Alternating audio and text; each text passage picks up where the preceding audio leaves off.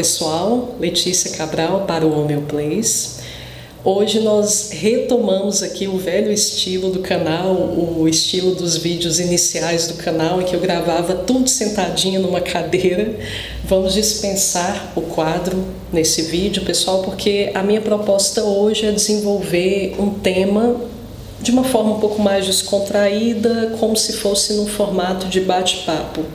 Eu vou começar hoje, pessoal, uma minissérie que eu tinha proposto lá no mês passado, quando ainda estávamos no Novembro Verde, homenageando a homeopatia.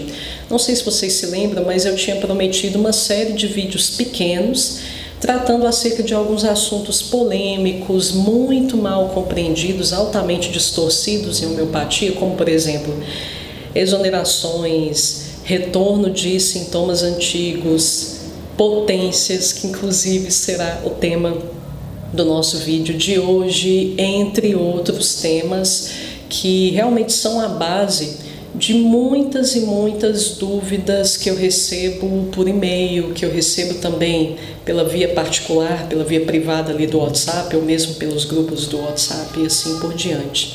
Então vamos começar esse projeto agora nesse mês.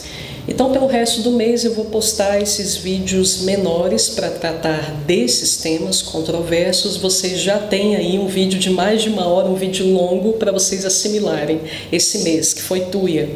Então, o vídeo longo do mês já está disponível. No restante aí do mês de dezembro, para homenagear de forma atrasada o Novembro Verde, eu me propus a gravar esses vídeos pílulas, vídeos menores. Então vamos ao tema de hoje, pessoal, que, como eu disse, será dinamizações, ou como queiram, de forma equivocada, potências.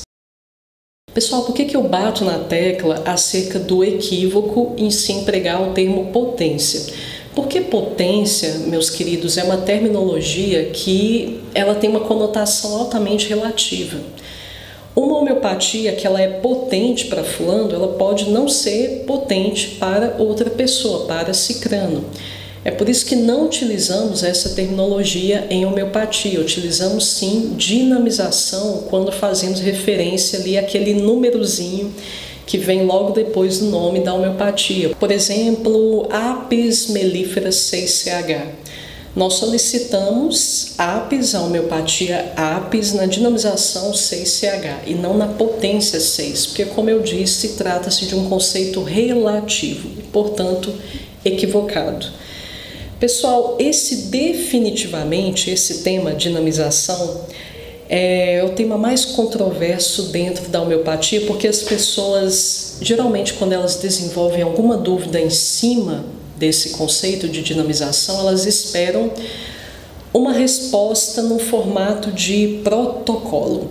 E, pessoal, deixar bem claro, essa aula, ela não se propõe a falar tudo sobre esse assunto, a exaurir, esgotar esse tema, até porque, pessoal, isso nós deveríamos aprender nos cursos de homeopatia, porque é realmente um tema que merece horas e horas e horas de desenvolvimento.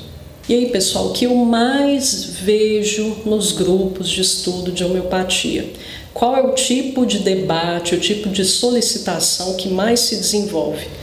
Algum participante, algum estudante, algum colega ali do grupo manifesta o interesse de obter uma sugestão de homeopatia para um problema X. Aí ele diz o seguinte: gente, me passem, por favor, uma homeopatia que é boa para esclerose múltipla.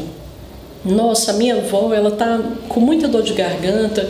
Gente, qual seria a melhor homeopatia para esse quadro dela?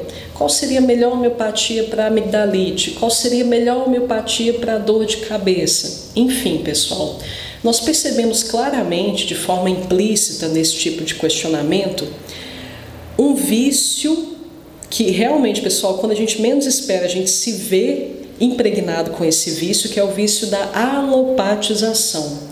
Quando nós desenvolvemos perguntas desse tipo, pessoal, claramente nós estamos encarando a homeopatia como se ela fosse alopatia. No caso da alopatia, sim, esse tipo de questionamento é pertinente. Nossa, eu estou com dor no estômago demais, estou com gastrite, o que eu posso tomar? Aí alguém vai dizer omeprazol e outras sugestões, mas normalmente será o omeprazol. Então nós temos esse raciocínio sendo transplantado para o universo homeopático. E quando a pessoa, obviamente, ela desenvolve esse tipo de questionamento, ela não está praticando homeopatia, consequentemente. Homeopatia, meus queridos, eu não sei se vocês já puderam chegar a essa conclusão, mas eu digo a vocês, pode ser um balde de água fria para muitos. Homeopatia não tem nada a ver com praticidade. Homeopatia exige muito estudo. Na verdade, nas minhas consultorias, eu sempre enfatizo. Você deve estudar o Organon todos os dias você deve ler pelo menos 2 ou 5 parágrafos do Organon. Você deve desenvolver o hábito de folhear algum repertório com o qual você se identifique. Se você é praticante de homeopatia clássica, você deve ter esse hábito diário. Repertórios, pessoal, a gente não lê como romance. Então eu digo folhear porque é importante que você tenha pelo menos uma noção de quais rubricas constam ali, quais sintomas estão ali, porque automaticamente a sua memória já começa a registrar aquilo. De forma que quando você se depara com o caso clínico que requeira aquela rubrica, você já tem alguma noção de onde você consegue encontrar aquela rubrica. Então esse hábito eu recomendo ostensivamente, tenha o hábito de folhear algum repertório, 2 ou pelo menos 3 com o qual você se identifique. E ainda, pessoal, o estudo do Organon, que maioria esmagadora das nossas dúvidas estão respondidas naquele bendito livro. Se você deseja seguir a carreira de homeopata, se você deseja transformar isso em seu ganha-pão, eu sugiro veementemente que você desenvolva a disposição de estudar tanto quanto um médico, sem exagero nenhum. Se você quiser se transformar no homeopata referência, homeopata competente, você deve estar disposto a estudar tanto quanto o médico, para ser bem franca, pessoal, até mais que isso. Então, pessoal, é uma arte que exige muita dedicação. Você não pode transformar homeopatia em receita de bolo. Caso contrário, pessoal, você vai cometer inúmeros erros. Você não terá êxito. Consequentemente, você vai desenvolver uma frustração em torno da homeopatia, podendo inclusive achar que não, esse negócio não funciona, isso aqui é mito, isso aqui realmente não serve para nada. Há outras terapias alternativas, pessoal, que não são tão agressivas quanto a alopatia, das quais você pode lançar mão se você quiser empregar um raciocínio mais prático, um raciocínio mais pragmático. Não, eu quero fazer uma indicação para fulano só com base naquela queixa que ele me trouxe. Há outras ferramentas, como por exemplo a fitoterapia, o floral. Pessoal, pelo amor de Deus, eu não estou desmerecendo essas artes terapêuticas que são um espetáculo. Eu só quero dizer que no caso, por exemplo, da fitoterapia, quando o cliente ele te diz meramente que está com dor no estômago, você já tem ali algumas indicações em mente que você pode passar para ele. Ok, você muitas vezes não precisa de mais informações para passar um fitoterápico para esse seu cliente. No caso de homeopatia, meus queridos, isso não é o suficiente. Você precisa saber que horário essa dor agrava. Qual que é o aspecto dessa dor? Ela é rasgante, ela é pulsante, ela é latejante, ela é pressiva. O que você faz que melhora essa dor? O que você percebe que piora essa dor? Surgiu a partir de que momento? Aconteceu alguma eventualidade desde aquele momento ali que o transtorno surgiu? Perceba, pessoal, que não me basta saber simplesmente se a pessoa está com dor no estômago. Por isso que eu enfatizo, homeopatia genuína, não tem nada a ver com praticidade. Eu já disse, pessoal, isso exaustivas vezes nos grupos, mas algumas pessoas insistem, algumas pessoas inclusive põem o seguinte, coloca lá o seguinte, contra-argumento o seguinte: ah, Letícia, mas não tem tempo, muitas vezes, para a gente fazer uma entrevista com a pessoa precisa de um tratamento ali emergencial. Ok, pessoal, isso inclusive é reconhecido, adivinha por quem? Pelo próprio Hahnemann, isso está no Organon também. Ou seja, até Hahnemann reconhece o fato de que muitas vezes a gente não tem condições de fazer uma entrevista mais elaborada com o nosso cliente. Mas Hahnemann encara esse tipo de circunstância como contexto emergencial. Só que eu percebo, pessoal, que as pessoas estão transformando a emergência num padrão. A emergência, meus queridos, ela é uma exceção.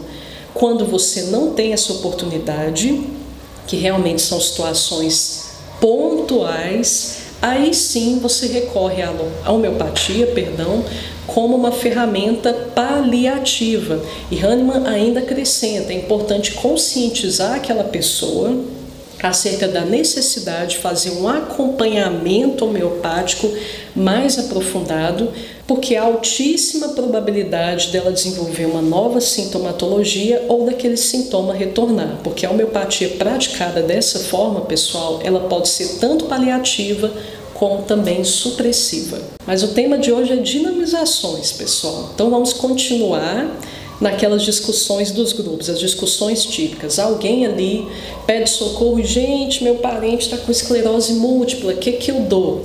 Aí vários alunos ali dotados, marcados por uma boa vontade, uma benevolência arrebatadora, indicam ali uma lista de homeopatias que cobrem esse sintoma. E qual é a próxima pergunta? Qual é a grande próxima pergunta? A pessoa ali, ela dá uma olhada superficial naquelas matérias médicas, vai eleger uma daquelas homeopatias sugeridas e qual vai ser a próxima pergunta? Qual potência eu utilizo nesse caso?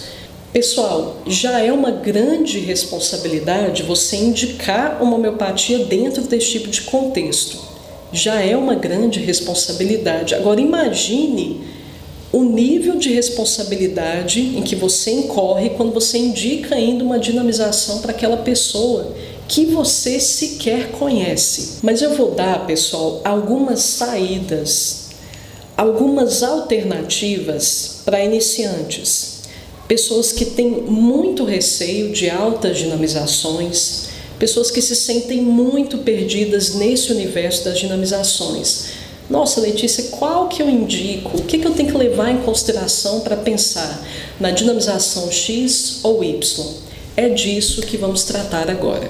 Meus queridos, quem estuda homeopatia contemporânea, principalmente, quem estuda Chakaran, quem estuda Schouten, quem estuda Jensen, Smith, já deve ter percebido que esses autores, quando eles dão exemplos ali de casos clínicos que eles acompanharam para nos trazer ali qual as indicações eles fizeram, raríssimas vezes vocês vão ver indicações como 6CH, 8CH, 9CH, DH muito menos. Pessoal, e certamente o que eu afirmo a vocês é que se esses autores indicam tão frequentemente dinamizações como 200, 250, 1.000, 10.000, até 50.000, eu garanto a vocês, não é à toa. Existe uma razão de ser. Provavelmente eles perceberam que eles não conseguiam atingir certas finalidades, que no caso os autores contemporâneos é atingir o núcleo, a essência da problemática do indivíduo em dinamizações menores. Vitoukas, num dos seus vídeos, pessoal, agora realmente eu não vou saber dizer para vocês em qual vídeo ele trata disso, eu vou tentar achar e colocar na descrição aqui do vídeo.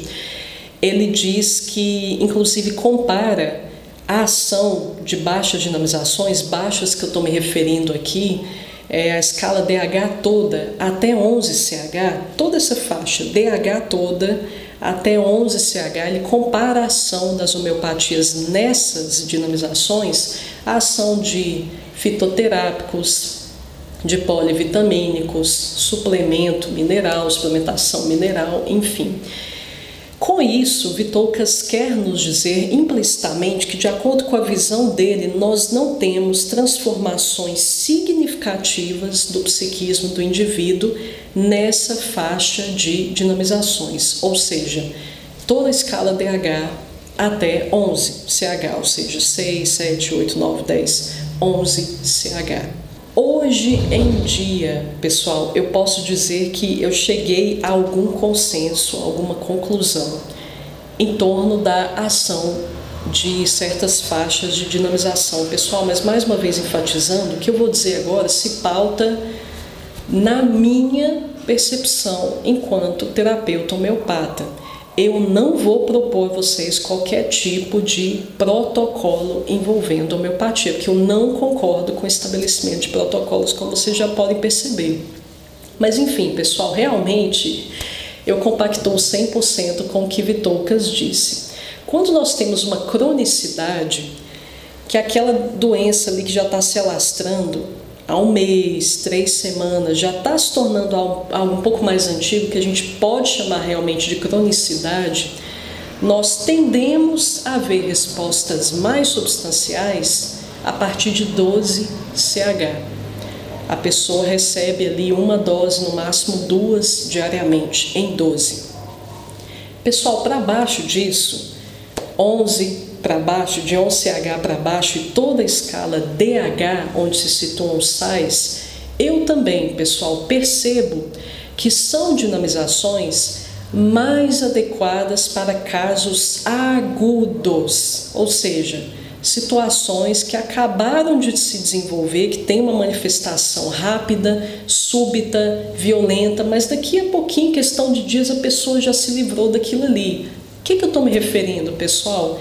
Diarreia, dengue, malária, a gripe, o resfriado, a dor de garganta que surge do nada nessas mudanças de tempo, a amigdalite que surge dentro dessas circunstâncias. Esse tipo de quadro, pessoal, quadros agudos, respondem muito bem em DH até 11CH. Concordo com Vitoucas também nesse ponto. Jensen e Smith, pessoal, Tom Jensen e Tino Smith, vocês vão perceber que eles utilizam tanto altas dinamizações, ou seja, de 200 em diante, 200, 250, 1000, 10.000, quanto utilizam também mais duas, que é a 12 e a 30. No caso da 12, pessoal, essa dinamização 12 é a dinamização mais segura para o inseguro começar a trabalhar. Para o estudante que se recém-formou, para o iniciante ali da sua prática em homeopatia, para a pessoa ali que ela morre de medo de lesionar o seu cliente, enfim. A 12, em se tratando de cronicidade, ou seja, o problema é antigo, é uma dinamização que pode ser bem recebida pelo seu cliente e você ainda escapa um pouco dessa possibilidade de causar reações mais enérgicas que fujam do seu controle. Interessante, pessoal, que a 30 também pode ser uma dinamização a qual os inseguros podem recorrer e pelo que eu percebo, isso aqui mais uma vez, pessoal, me pautando na minha experiência, essa dinamização ela já tem uma ação, digamos, mais bruta. Por isso que eu digo, dependendo do caso, há exceções, obviamente, por isso que eu sempre aconselho não repetir diariamente a 30. Você pode repetir, por exemplo, 3 vezes na semana.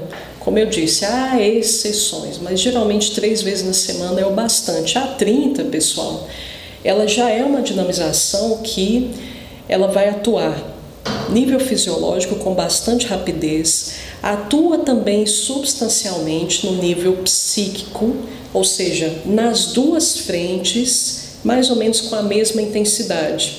Então é uma dinamização muito abrutalhada no âmbito fisiológico e no âmbito psíquico também. Pasmem, não é esse o caso das dinamizações mais altas. As dinamizações mais altas, pessoal, que eu estou me referindo aqui, é de 1M para cima. Essas, pessoal, por incrível que pareça, é justamente nessas que vocês tendem a ver as respostas mais suaves.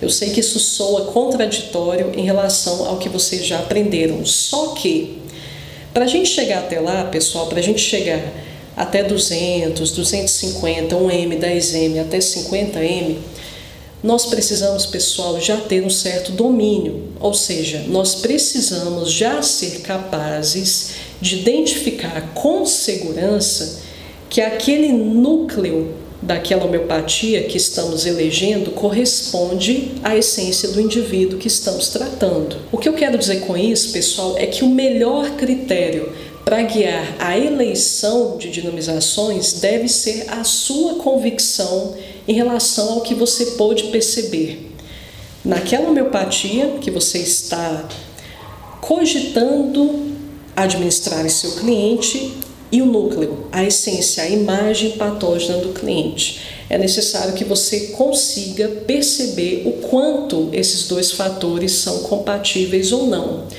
Ou seja, quanto mais confiança você sente no processo, mais você pode ser um pouco mais ousado, vamos colocar dessa forma. Então vamos fazer um resumo geral de tudo que eu disse, pessoal. O que eu, de acordo com a minha experiência, com os meus estudos, aconselho. DH, escala DH toda, e escala CH até 11 CH, quadros agudos. De 12 em diante para quadros crônicos. 12 CH, 30 CH para inseguros, pessoas que, elas não têm tanta convicção se o quadro do medicamento corresponde ao quadro do doente. Então nós podemos trabalhar com relativa tranquilidade dentro do contexto das cronicidades com essas dinamizações. Apesar de que Thinus e Jensen, pessoal, eles costumam começar os seus métodos nessas dinamizações. Eles seguem um raciocínio também de escadinha, mas eu não posso exatamente chamar de escadinha, porque de um degrau para outro nós temos mudanças significativas na dinamização. Então, por exemplo, no caso dos detox de Jensen, ele pode começar em 12, passar para 30, posteriormente 200 e já ir para 1M, depois para 10M, talvez até para 50M. Então são saltos maiores. É um tipo de escadinha, mas nós não podemos denominar efetivamente de um método escadinha tal como conhecemos. Mas eu gostaria de chamar a atenção de vocês, pessoal, para o seguinte: não há protocolos em homeopatia realmente, não há. Porque estamos tratando de um ser único, que é aquele doente que procura auxílio no seu tratamento. Ele não é igual ao cliente X, não é igual ao Y, não é igual a Z, o A, B e o C. Ele é uma pessoa única e altamente complexa. Por isso que eu disse, a homeopatia não tem absolutamente nada a ver com praticidade, porque cada pessoa que se apresenta ali diante de você é um indivíduo completamente único, que merece, consequentemente, um tratamento e uma abordagem únicos. Com isso, pessoal, eu quero dizer o seguinte: na nossa prática clínica, nós não apelamos apenas ao nosso repertório de conhecimento. Nós não apelamos apenas à nossa racionalidade. Nós não apelamos apenas ao quanto nós estudamos. O verdadeiro homeopata, pessoal, ele visita muito os domínios do coração também. Ele visita muito os domínios da intuição. Na verdade, a prática clínica homeopática, ela se trata de uma dinâmica entre racionalidade e intuição. Na verdade, toda a arte, pessoal, não apenas a arte terapêutica, mas as artes em geral, qualquer habilidade que você queira desenvolver bem, ela será tanto mais perfeita, quanto mais você conseguir harmonizar e consolidar essas duas polaridades, Yin e Yang. O homeopata, que ele é excessivamente racionalizado, ele se torna mecanizado, adepto a esses benditos protocolos, não sendo sensível aos sinais de sua própria intuição. Já o homeopata excessivamente intuitivo, subjetivo, sensível, ele se torna não científico e ele pode se perder nesse mar de abstração, que é justamente, pessoal, o que eu critico mais hoje em dia, porque as pessoas tem brigado excessivamente com o viés racional, como se ele fosse um empecilho a ser descartado. Não, os cânones científicos só limitam a nossa prática e joga fora o viés científico completamente, pessoal, de forma que o saber homeopático fica uma bagunça. Universo altamente relativizado. Cada um tem uma opinião pessoal, a gente perde aquele eixo teórico que é tão importante, pessoal, para nos guiar, que é tão importante para que a gente saiba como proceder. Ah, não, a homeopatia aplicada com amor não mata. Ah, não, basta o homeopata se sintonizar com determinada homeopatia que ele vai saber que é daquela que a pessoa está precisando. Pessoal, pelo amor de Deus, se você entrar por esse universo da subjetividade excessiva, perde-se as referências, o caminho fica altamente nebuloso.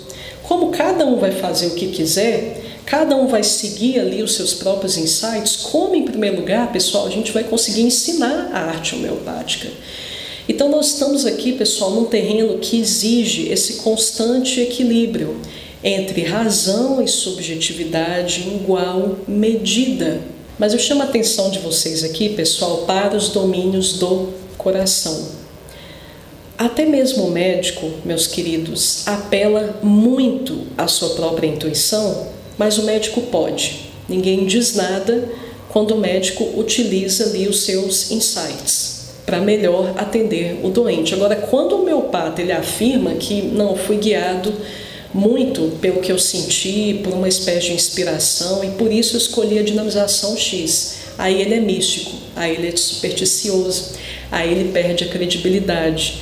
Mas, pessoal, todo profissional, por mais científica, vamos colocar dessa forma, que seja a área daquele profissional, ele sempre utiliza do universo imaginativo, dos insights, da sua intuição. Eu estou dizendo isso, pessoal, porque em muitos casos, e isso vai acontecendo cada vez mais, quanto mais você pratica homeopatia, nós não conseguimos explicar racionalmente por que a gente escolheu aquela dinamização e não outra. A gente simplesmente sabe, existe um saber intuitivo de que não, é um M que vai dar conta do recado. Não, é 10M que vai dar conta. Ou mais ainda, mais além, não, é 50M que vai dar conta do recado. Ou algumas vezes, não, é 250, é a 250 dinamização que essa pessoa precisa. Como eu disse, as pessoas têm uma dificuldade de admitir a intuição na prática homeopática, mas não tem resistência nenhuma na prática alopática, pessoal. Principalmente os médicos mais antigos, eles utilizavam muito de sua intuição. Para ser bem franca, pessoal, eu observo mais imprecisão na prática clínica alopática do que na prática clínica homeopática. Porque veja bem, sejam bem francos comigo também. Quando você adentra o consultório, você vai fazer uma consulta ali com o seu cardiologista, endocrinologista, você vai fazer uma consulta com o ginecologista. Se você não traz um exame ali, que traz um dado concreto, pessoal, as palavras, os termos que esse médico mais vai utilizar são o seguinte: pode ser, eu acho que, isso aqui me parece que é isso. Isso aqui parece que está indo para isso, em termos de diagnóstico, que eu quero dizer. E ninguém diz nada. O médico, ele sempre pode ser impreciso, tanto quanto for. Você pode sair com mais interrogações do consultório que você entrou, mas no caso do alopata, as pessoas admitem muito mais. Nós, homeopatas, aparentemente, nós somos obrigados a ter todo tipo de resposta. E isso, pessoal, não vai ocorrer. E digo mais, não há absolutamente nada de errado com isso. Não há absolutamente nada de errado em você abandonar, vez ou outra, o viés racional. Assim como não tem problema algum, em alguns casos, você abandonar o viés intuitivo para recorrer ao viés científico. Digo isso também, pessoal, para confortar o coração também dos curiosos, dos questionadores. Os professores custavam a me aguentar nos meus primeiros anos de estudante de homeopatia, que eu mandava e-mails cheios de perguntas, e perguntas para as quais até hoje, sinceramente, eu não tenho resposta, como, por exemplo, por que 200CH, 250CH, às vezes tem um efeito mais enérgico que um M, que é uma dinamização mais alta? Até hoje eu não sei responder essa pergunta, embora eu a pesquise ostensivamente. Hoje, pessoal, o meu olhar diante das dinamizações, ele sofreu algumas mudanças. Na verdade, eu parei de observar o fator dinamizações como algo hierárquico, como algo a ser visto nessa posição hierárquica. Ou seja, 50M é superior a 10M, ou 10M é superior a 1M. Eu parei de observar a mecânica das dinamizações dessa forma. Eu adotei, pessoal, o olhar de extrato vibracional. Vamos colocar portal energético, vamos colocar dessa forma, qualquer pessoa vai entender. O que eu quero dizer com isso, pessoal? É que, diante do que eu pude observar na minha prática clínica, pessoal, aparentemente 12CH tem acesso a um determinado domínio do doente, que 30 pode não ter. 30 terá acesso, por sua vez, a determinada instância do indivíduo, que não é a mesma de 250, e que não é o mesmo acesso de 1M, e que não é o mesmo de 10M. Tanto isso é fato, pessoal, que se você me perguntar o que cada uma dessas dinamizações faz, qual é a ação de cada uma delas, eu sei detalhar para vocês. Não vou fazer isso hoje para o vídeo não ficar extenso demais.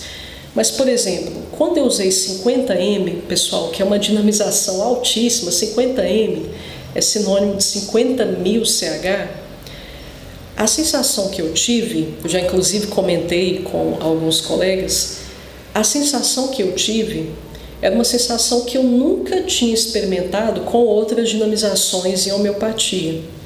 Quando eu utilizei 50M, eu tive a clara sensação de que a minha alma está sendo reconfigurada, ela estava sendo reconfigurada, remodelada, era como se eu estivesse me transformando em outro indivíduo. É como se o meu sistema estivesse formando ali novos circuitos, novas sinapses e por mais ou menos, pessoal, 2 semanas eu fiquei nesse processo, me sentindo, entre aspas, mexida.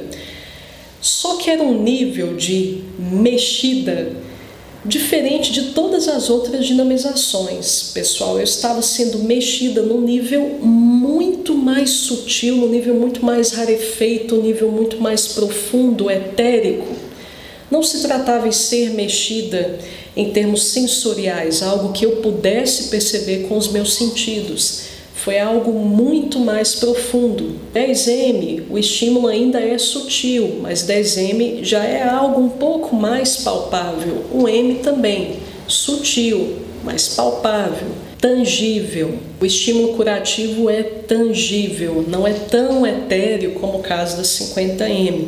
250, pessoal, 250 e 30 são as dinamizações que eu chamo de dinamizações abrutalhadas. Eu até chamei a 30 de abrutalhada, porque são dinamizações, pessoal, que, como eu disse, vocês sentem claramente estímulos, tanto na entidade fisiológica quanto na psicológica também. É como se você, como um todo, estivesse passando por algum processo curativo simultaneamente. Imagine todas as suas instâncias fisiológica, emocional, mental, seu inconsciente, sofrendo ali uma espécie de rebuliço.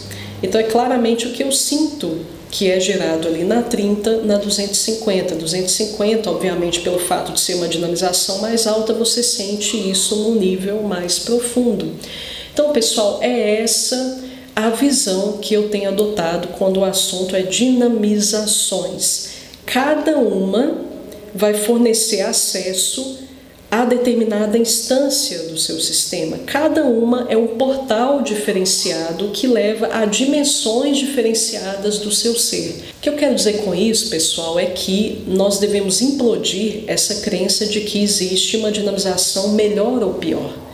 Os acessos são diferentes, as necessidades podem ser diferentes e, portanto, você pode exigir dinamizações diferentes para que a gente atinja determinados fins. Pessoal, para concluir, essa busca pela dinamização curativa, ela é um tema tão controverso e sem um consenso consistente dentro do meio homeopático que eu já vi vários homeopatas lançando mão de todo tipo de maracutaia que vocês puderem pensar.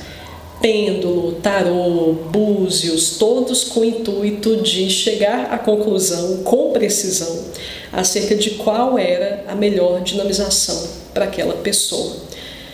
Pessoal, eu não recomendo a adoção dessas ferramentas pelo alto nível de imprecisão delas. Pessoalmente, pessoal, eu duvido muito, eu tenho muitas dúvidas, mas isso é um parecer pessoal.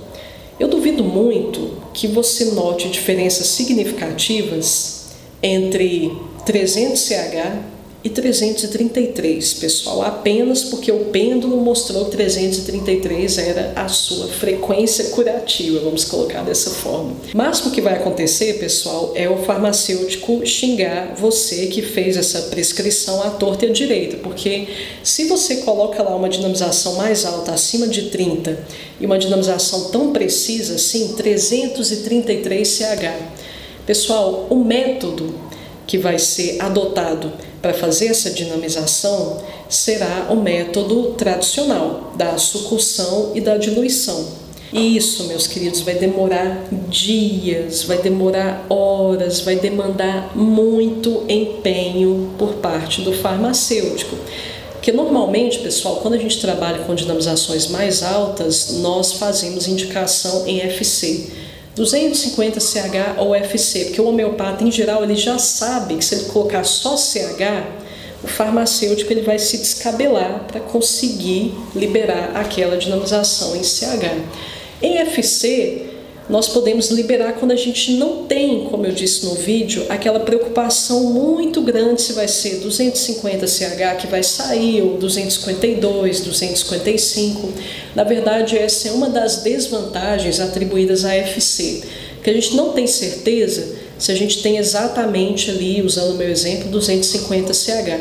Ou se a gente tem 252, 256, enfim. Agora, se você, criatura de Deus, você pedir 333CH, aí você está sendo muito específico e o farmacêutico ele vai entender que ele não vai poder usar FC, ou seja, ele vai ter que ir no bracinho lá, na máquina que tem o bracinho, vai ter que tirar o vidrinho para diluir, trocar de vidrinho, diluir de novo. Então entenda, pessoal, pelo amor de Deus, se vale a pena realmente esse esforço. Eu, pessoal, sinceramente, de acordo, mais uma vez reforçando com o que eu já pude observar na minha prática clínica, nunca observei diferenças substanciais entre uma dinamização X e uma relativamente próxima de X. Então, realmente, consultem a consciência de vocês acerca do quanto essa empreitada vale a pena, especialmente pensando no bem-estar do pobre coitado do farmacêutico. Meus queridos, muito obrigada por terem me acompanhado até aqui. Semana que vem vamos falar sobre mais um tema complexo,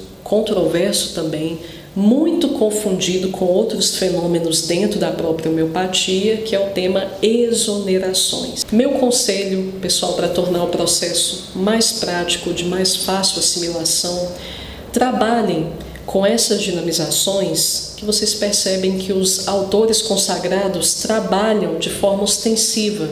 Por exemplo, a 12. Conheçam, utilizem ostensivamente a escala 12CH para que vocês tenham uma noção precisa do que ela faz. Trabalhem também com 30, é uma dinamização comumente indicada. Conheçam 200, conheçam a 250, conheçam o M, conheçam o 10M, 50M para os mais atrevidos e destemidos como eu. Usem, indiquem ostensivamente a partir do momento em que vocês sentirem mais autoconfiança no processo, essas dinamizações mais altas, para vocês chegarem ao seu próprio consenso acerca do que cada uma é capaz de fazer pelo doente, que tipo de efeitos cada uma gera, quais acessos essas dinamizações liberam. E lembre-se, pessoal, utilizem o domínio da racionalidade mediante estudo ostensivo, mas não ignorem também o domínio do feeling, o domínio do coração e o domínio da intuição na sua prática clínica. Forte abraço a todos, pessoal, e até a próxima!